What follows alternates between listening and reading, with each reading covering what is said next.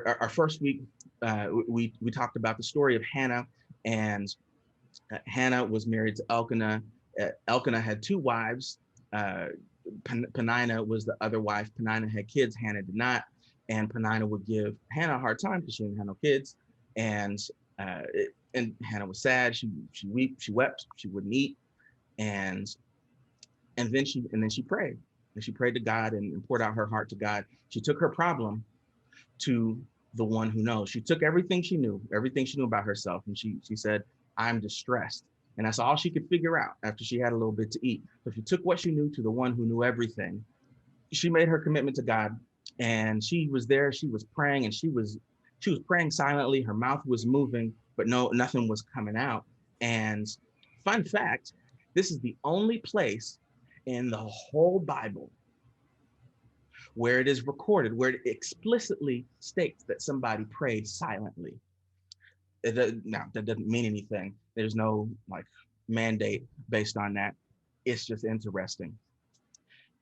So she's praying, and then Eli, the priest, he thinks that she's drunk because she's walking around by the temple, moving her mouth, but nothing's coming out. And she explains to Eli. Eli's the one who has the connection with God because he's the priest at that time.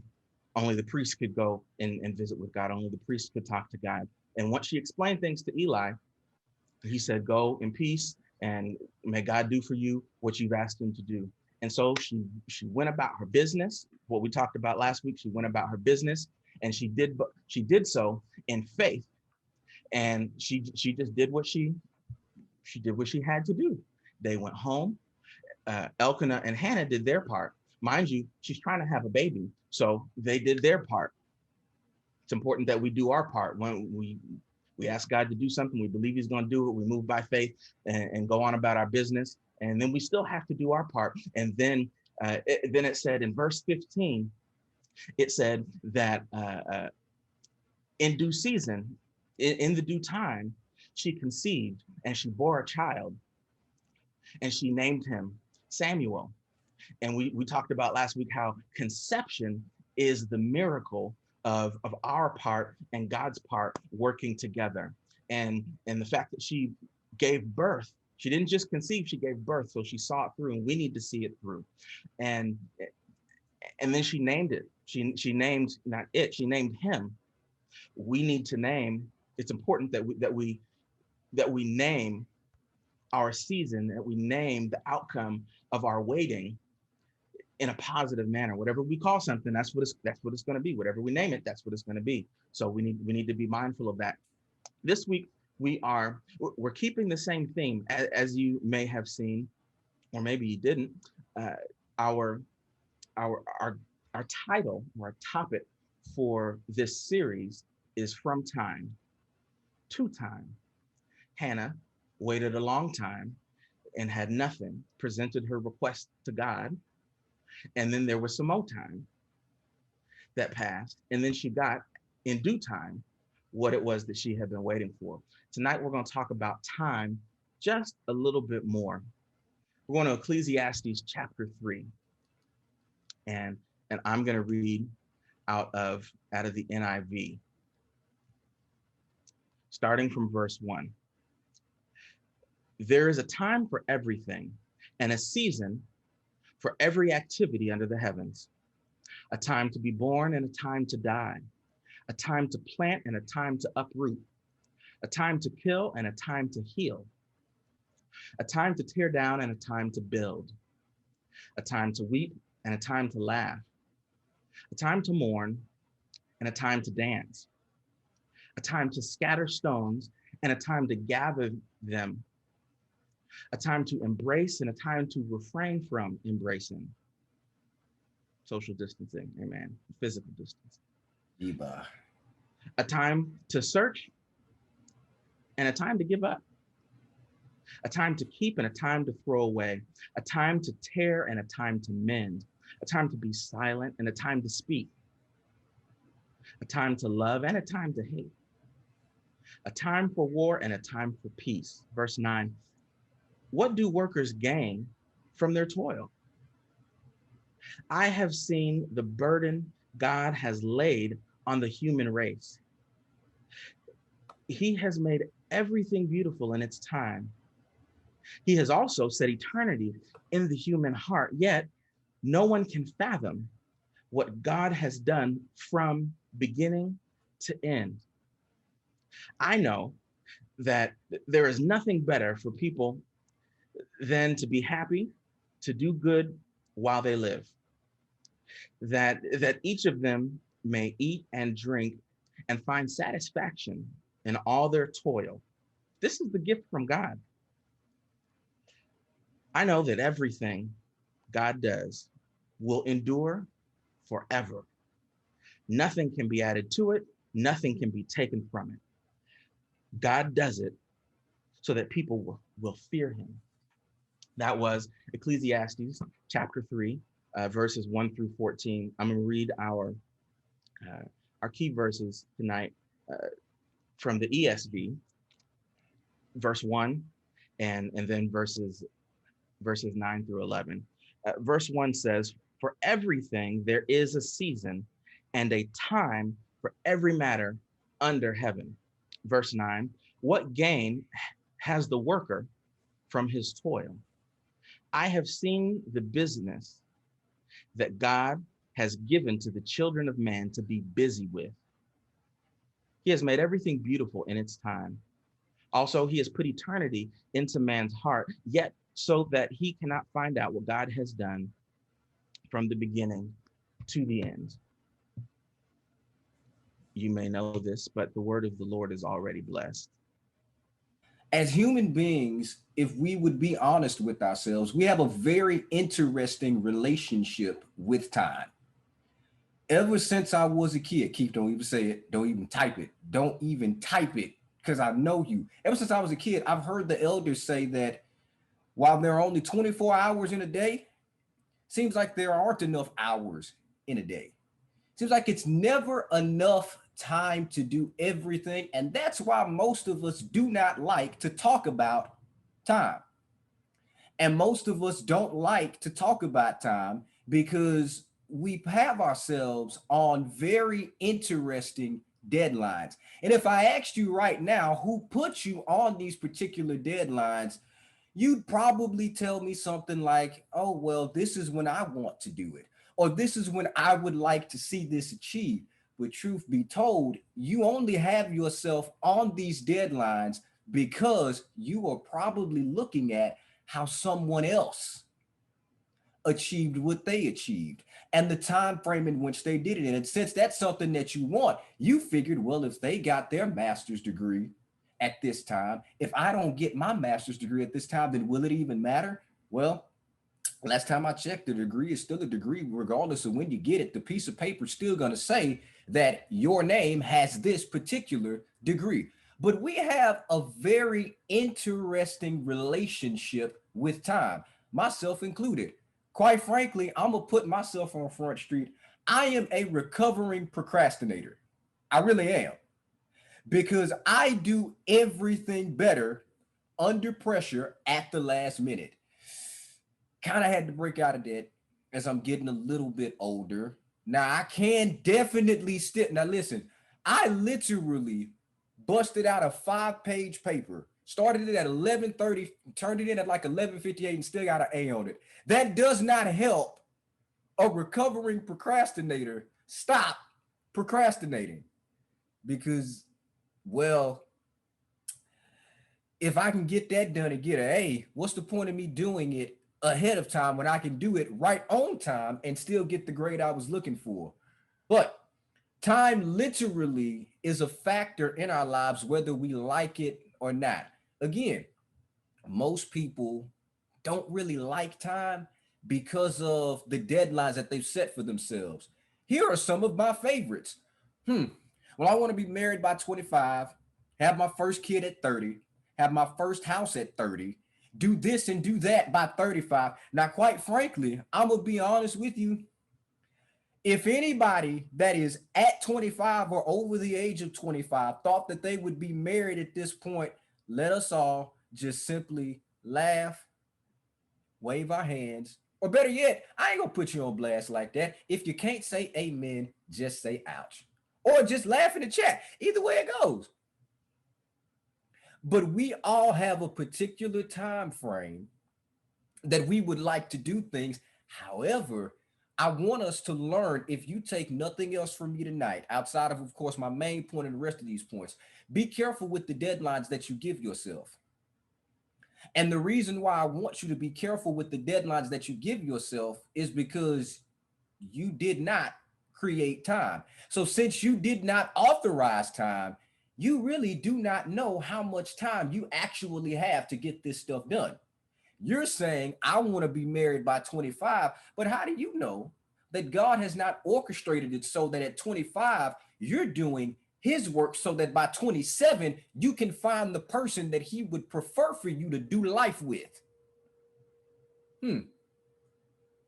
Interesting. So be careful with the deadlines that you give yourself.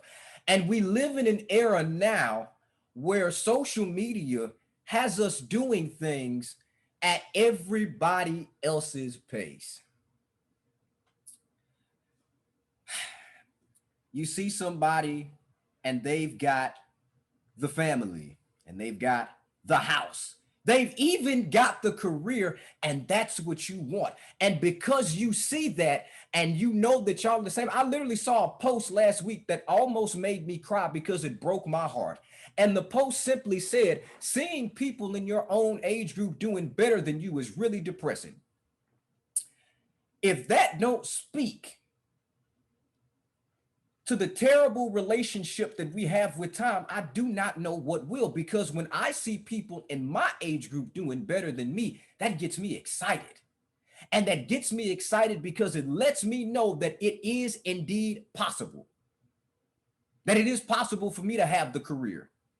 That it is possible for me to have the family.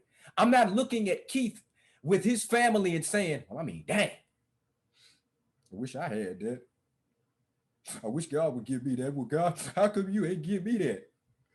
Like, God, what you doing, man? Like, I'm trying here. But instead, every time I talk to this man, he does not know this, but I thank God for his example, because it lets me know that it is possible for me to be the man that I aspire to be. Now, do I want to be Keith? No. God didn't make me to be Keith. God made Keith to be Keith. And he made Jonathan to be Jonathan. But the attributes that he has of being a provider, of being a protector, of being loving and nurturing to his wife and to his children, it lets me know that these things are indeed possible. And because they are possible, I'm not going to be jealous of it, but instead I'm going to rejoice. And what I had to convince myself to do was, anytime I feel myself getting jealous of anybody, I had to check myself and then go to God in prayer. Well, God, listen, if you gave it to them, then thank you for giving it to them, because that lets me know that you bless them. And since we are all on the same team, since you're their God and my God, then you will bless me with what you have for me in your time. But God, if you didn't give it to them, then keep that away from me and give me what it is that you've got for me. Because see, before I even get to my points, let me tell you something right now. Trying to keep up with other people's time will have you doing one thing that I warn y'all not to do all the time. It'll have you settling for the counterfeit. If you do not believe me, come here, Abraham, let me talk to you real quick. God promised Abraham and Sarah a child. And because they were old in age, Sarah decided to laugh at the promise that God gave her. And so she did what we like to do. Well, God said we gonna have this baby. I am definitely past childbearing age. You know what, God, let me help you out. Let me help you out. And it's funny how we think that we can help God out when we don't even fully understand and see the way and the plan that God has in place. And so what ended up happening was Sarah told Abraham, yeah, take Hagar in there and do that thing that, grown folks do. That's got to be how God is going to work this thing out. Listen. You may not want to listen to everything that your partner is telling you to do. And what I mean by that is, If God told you something and your partner is telling you to do something outside of what God told you, I'm gonna need for you to hold the line and stick with what God told you to do. Because when you don't, you end up having the counterfeit. And what's funny to me is that Sarah told him to do it, and she still got mad when he did it anyways. When Ishmael was born, man, I ain't gonna even lie to you. If I was there, I definitely would have said, "Now, Sarah, you told him to do that. Like, you remember that, right? Like, you told him to do that."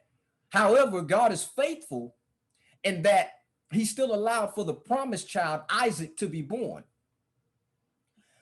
But see, we wouldn't have even had to get there. That is an example for us right now. Listen, don't settle for the counterfeit, because the counterfeit's gonna look good. It's gonna sound good. It's gonna talk good. It's gonna feel good. It's gonna make you feel good. But everything that makes you feel good ain't from God. And Keith posted the TikTok earlier. Listen, you can continue to be led by your feelings if you want to, but don't be surprised when your feelings delay your time. Let me go ahead and hurry on here, because I already said I wasn't going to be up here long. My first point is simply this: there is nothing that can happen that will never happen. There's nothing that can happen that will never happen. How do I know this? Verse 1 already said it. For everything there is a season and a time for every matter under heaven. And then the author goes through and walks us through all of these different things that will happen in time. Now, these aren't the only things, but these are some pretty big things.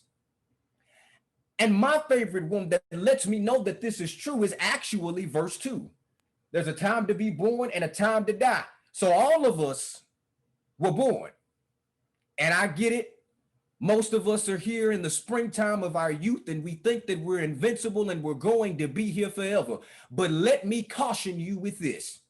I have been in ministry for the past 12 years, and I've been to funerals for more younger people than I have been older people. Listen, all of us got a date with death. And like my daddy used to say, that is one call and one appointment that none of us will be able to put down and avoid.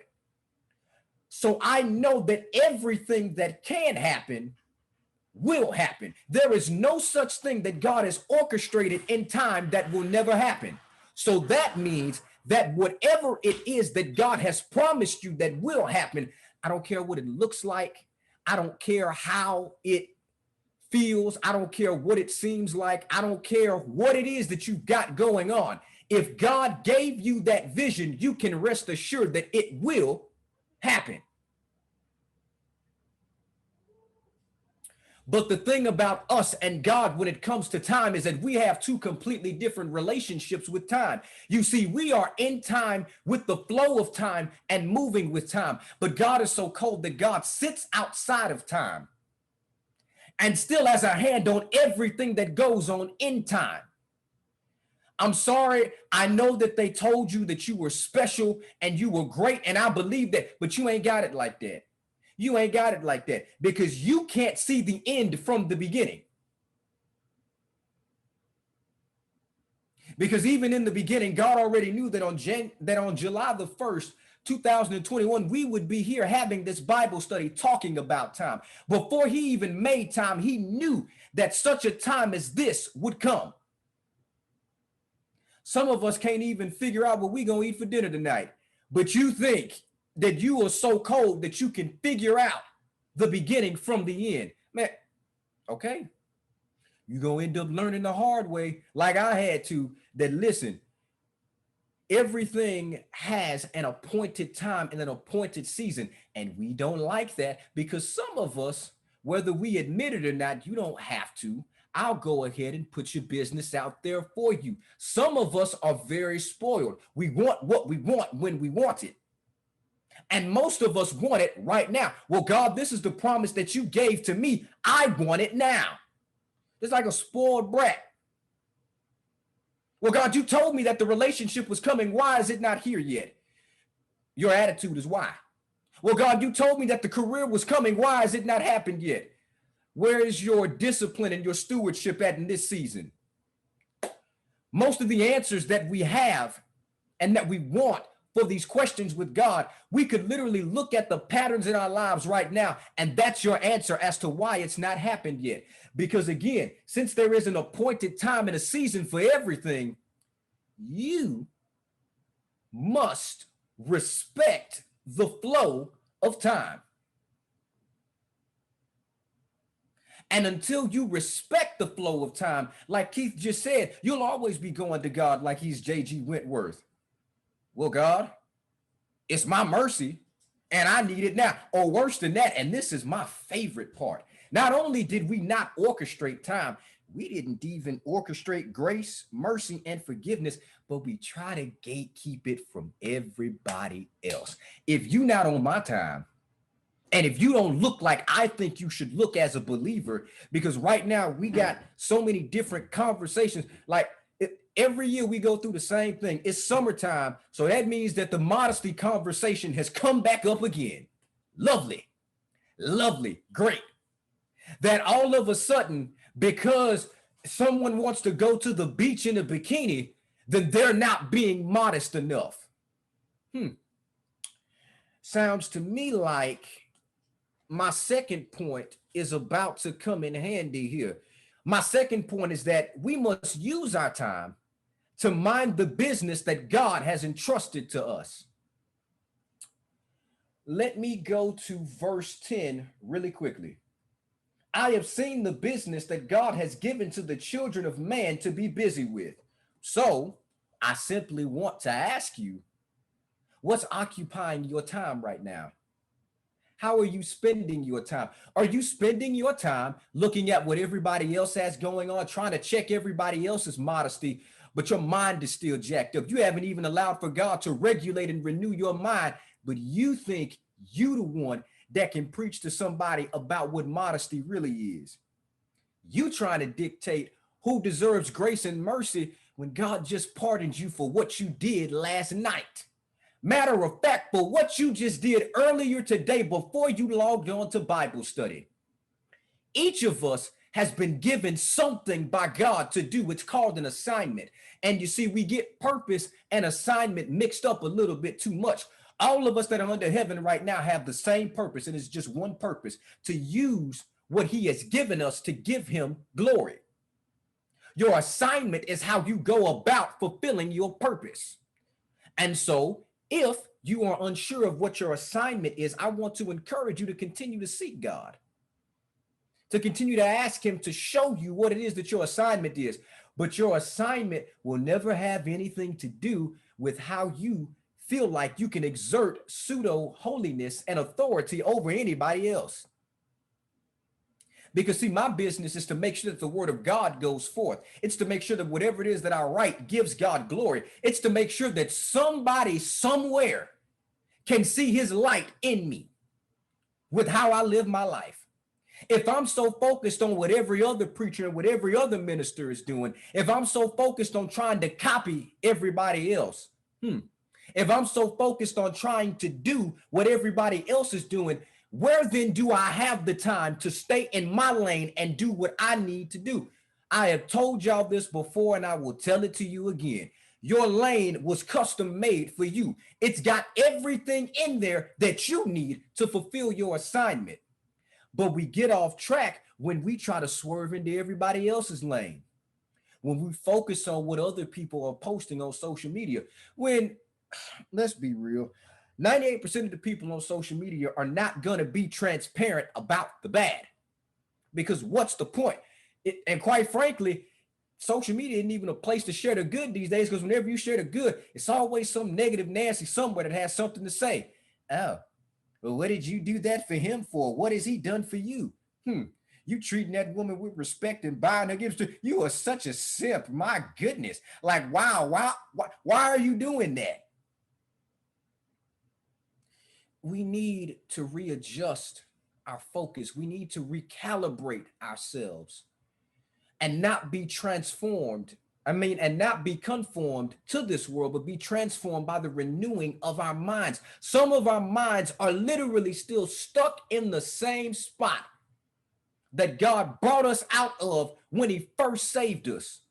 And we think that we're ready for what it is that God is truly calling us to. Do you really think that you can handle those blessings with yesterday's mindset, with yesterday's habits, with yesterday's store of knowledge? Now, you've got to be willing to let go of some things, including the opinions of others. The time for all of that is gone. The time for you to be focused on what mama and daddy are talking about is gone, because at the end of the day, I'm so glad that they taught you about Jesus. And even if they did it, you got it anyways, because like I told my dad the other day, listen, you were not the perfect dad. You didn't have all of the money that you wanted to give me. But the time that I spent under you, you gave me something that was worth more than silver and gold will ever be able to touch. It's because you introduced me to that man from Galilee. The one that you told me gave sight to the blind man and unstopped the deaf man's ears and made the lame man walk, but he even raised the dead, because I saw him do it in you and in me. And what I told my father was that whatever it is that you didn't give me, God made sure that I got it anyways. Even though I don't always agree with your methods, even though we don't always see eye to eye, I thank God for you and my mama, because y'all made sure that, like Hannah, you gave me back to him. And them giving me back to him has made all the difference. That's the only reason why I'm able to sit before you right now as a product of his grace. I was not supposed to make it here. Jonathan was not supposed to see 26, but thanks be to the grace of God, to the almighty sovereignty and the wisdom of God for keeping me in my right mind and for not allowing for me to go through what it is that I wanted to go through with. None of this was supposed to be, but he saw fit that at just the right time, he surrounded me with some people that cared about my mental health and my well-being, that wanted me to be better than what I could even fathom and understand that I would be, that saw me the way that God saw me. But at just the right time, God orchestrated everything in my life to fall into place. It ain't always been perfect. Definitely not the smartest bulb in the closet, and I'm definitely not the one with the most money. But over the years, I've seen God take the little bit that I have when I put it back in his hands, and he blessed it, and he broke it. And every single person that I've come across is able to get something that looks like him, that sounds like him, that reminds them of him. And the beautiful part about it is that I still have more than enough left over for myself. You got to know when the time is to put it back in his hands. And the reason why some of us have not reached that appointed time just yet is because we want to keep everything in our hands. We want to be stingy with what it is that God is trying to give us. But if you weren't the one that gave it in the first place, how then do you figure that you have the authority to be stingy with it? How that work? That don't even, like, that don't compute up here. But we all have a set amount of time on this earth, and we got business to tend to. Quite frankly, we ain't got time to be trying to police other people's modesty. We need to make sure that our heart posture is modest before God. We need to make sure that our lives are circumspect and lined up rightly with the word of truth. That's our business that we need to handle, because let me tell you something. When you are lined up rightly with this, you ain't got to say one word to people. They'll see it on you and they'll come. I have literally had people that you wouldn't even think would care about God and the Bible at all come to me and say, man, there's something different about you. I see the way that you interact with people. You don't act like you're too big to talk to these people. You literally do your best to try to talk to every person that you can and spread some type of joy and some type of peace. Get your focus where it needs to be. Focus. Lock in. My final point is simply that everything in time is on its way to becoming beautiful.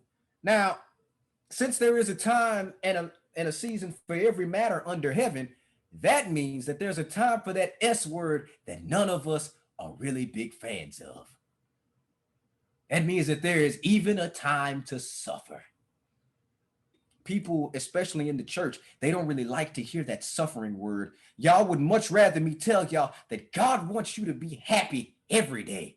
Every day is going to be beautiful, and every day is going to be sunshine. Fam, listen, I don't get paid for this, but even if I did, I ain't finna sit up here and lie to y'all, man. There's some days that's really just ugly. It's a downright fight and a struggle to get out of the bed.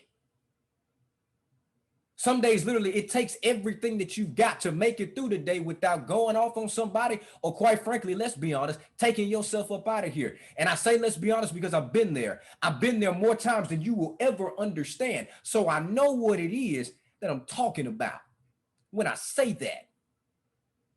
But verse 11 says that he has made everything beautiful in its time.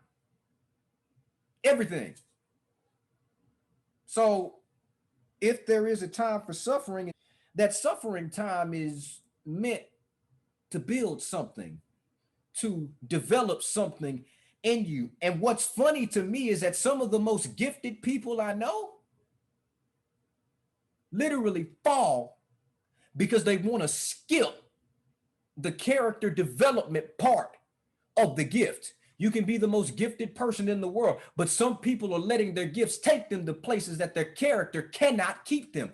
And some of the most powerful character development lessons that I've got have been in the midst of suffering, in the midst of crying my eyes out in the midnight hour, where all I can get out is, Lord, simply have mercy on me. God, I don't even want to wake up in the morning, but God, if you see fit to let me wake up in the morning, continue to have mercy on me. Because I don't even understand why I'm going through this, Lord. I don't understand why every person that I've been there for has turned their backs on me when I need them the most. All I've done is give the best that I have in service. And even with proper boundaries, let me tell you something, this stuff can still hurt. All I've done is do my best to treat people right, God, and all of them have turned their backs on me. God, this hurts. And like Jesus even said, Father, Father, why have thou forsaken me? It can feel like that sometimes. But even in the midst of suffering, there is still beauty that is present, because he literally made everything beautiful in its time.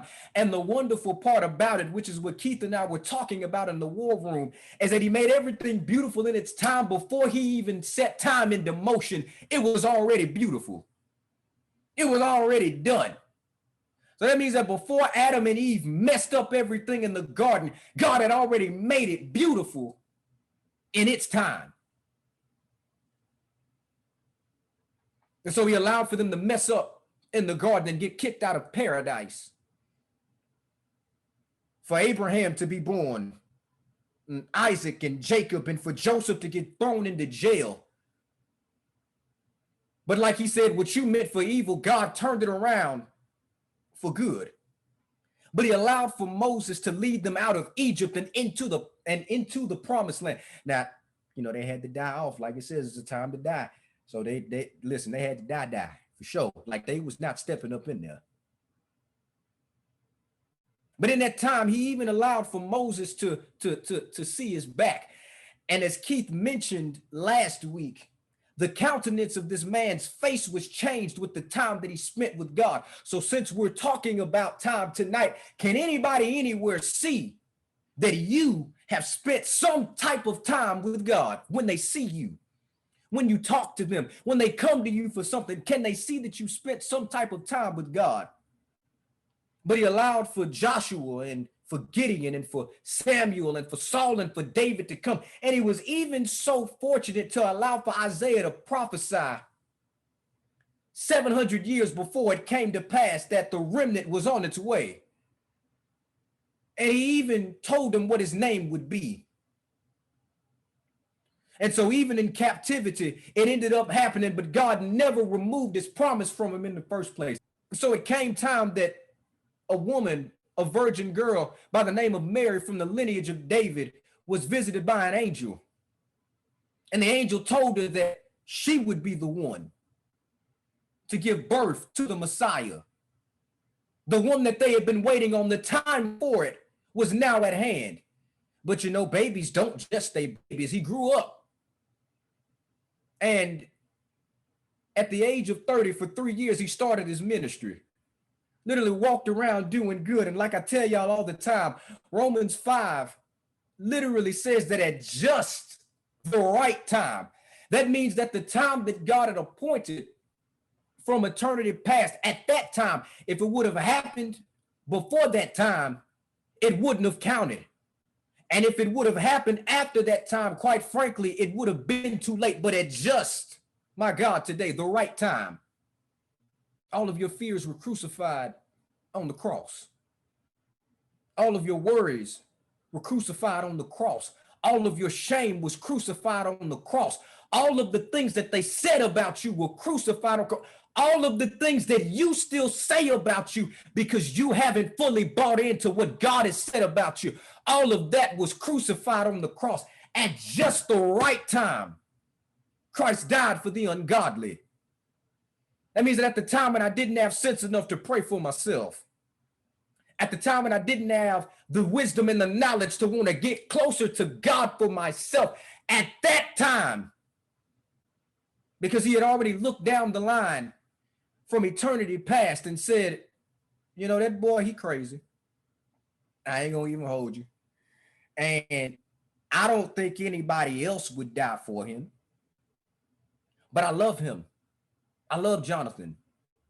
And I love him so much that I'm going to not only give my life for him, but I'm gonna pick it back up again just to be in relationship with him. But I want you to think about this, that even while he was on the cross, Christ was still using his time to be about his Father's business, because he didn't get nailed up there by himself. It was two of them up there, two thieves that were nailed beside him. One of them was just like, hey, Pip, I ain't gonna even hold you.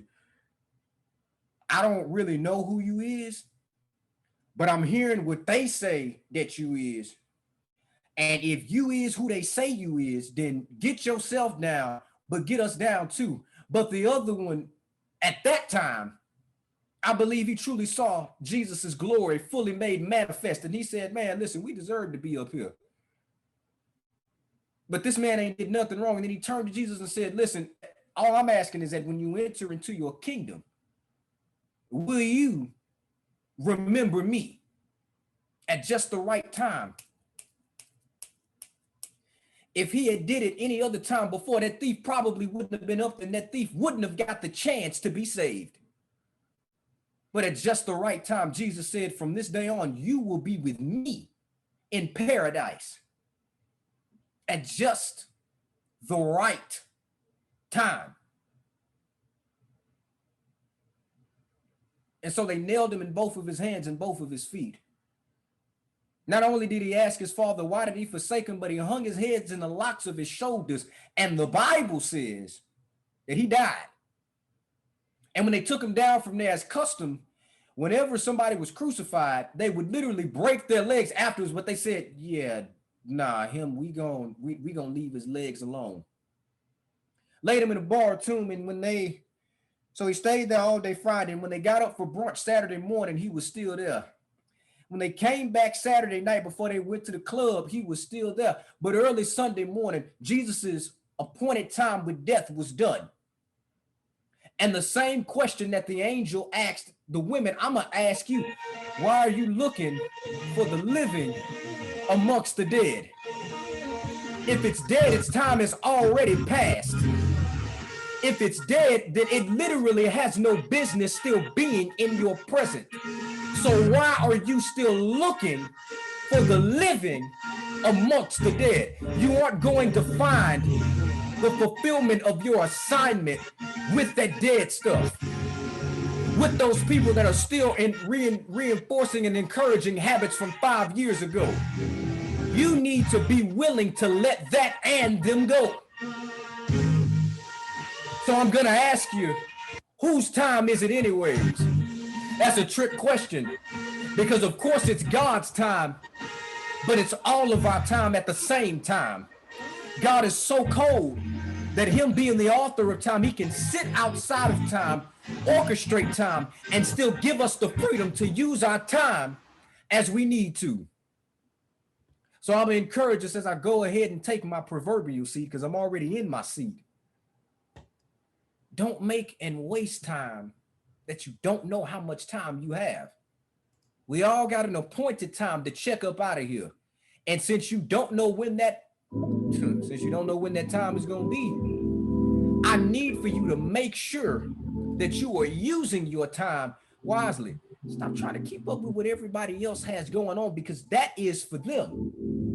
And as Keith told y'all both last week and the week before, in its time is unique. It is literally custom made and custom fit for you.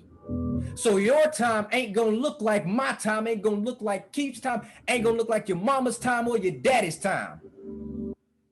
But it's custom fit for you. But you will mess around and miss out on your time if you are wasting your time trying to keep up with everybody else's timeline. Cut that out. And I mean, cut it out today, right now. God made you too unique for that. The assignment that he gave for you and to you is literally custom built that only you can fulfill. And quite frankly, since you wasting your time keeping up with everybody else's time, bro, you playing with me. Stop doing that. I don't like to be played with. Because what you bring to the table and to the kingdom of God, I need that. Just like you need my gifts, I need yours too. So stop playing. Stop wasting your time that you didn't even orchestrate and that you really don't have in your hands in the first place like you think you do. Cut it out. Cut it out. And let's all commit to using the time that God has gave us to fulfill the assignment that he gave uniquely to us. And let me encourage you with this, and I'm done. If you cannot see the beauty in it right now, that means that you need to keep going. Keep pressing. Like I told y'all, we have these valley moments and these experiences for a reason, but there's beauty in the valley. The mountaintop isn't the only place where beauty can be found. Because see, you can see the beauty of God's keeping hand in the valley. You'll see that God is a heavy load sharer in the valley. You'll see that he's a midnight rider in the valley. There is beauty in every single season that we find ourselves in, but we've got to be willing to walk through it. So if you can't see the beauty in it just yet, then that means that you haven't reached the appointed time. So keep walking and keep going until you reach the appointed time.